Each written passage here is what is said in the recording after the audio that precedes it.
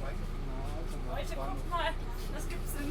Das gibt's ja wenig. Man lehnt sich hier so an. Süß. Da kommt der Popo raus. Normalerweise ist hier Ich ziehe mir jetzt erstmal ein Ticket, dann haben wir keine Dann fangen wir doch erstmal an. Ich kaufe uns zwei. Ich glaube, ich noch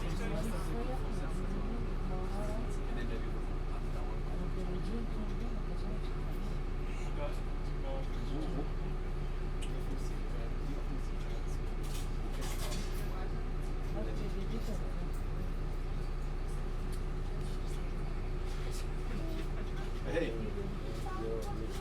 Felix und Robin schicken Fotos.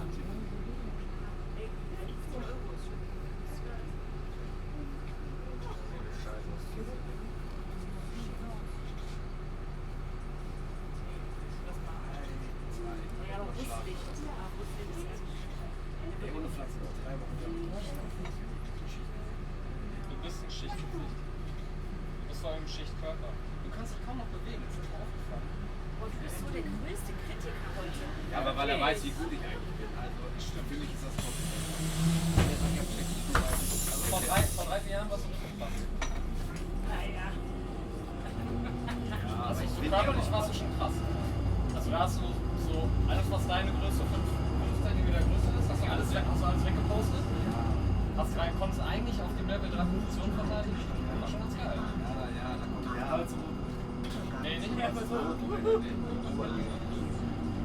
Ja, aber zum Beispiel, wir haben zweimal die Woche Training.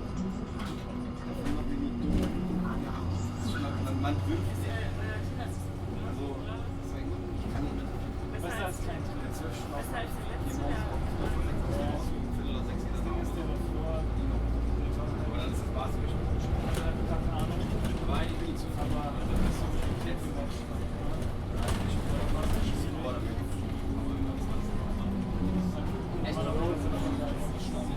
Ich hätte jetzt mal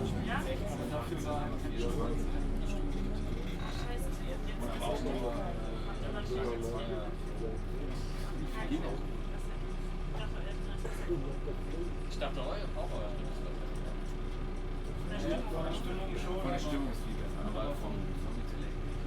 Du kannst zum Beispiel, dass du mal keiner hat immer Vorverteilung, wir machen das Training. Wir machen eigentlich nur ein bisschen seine Verteidigung.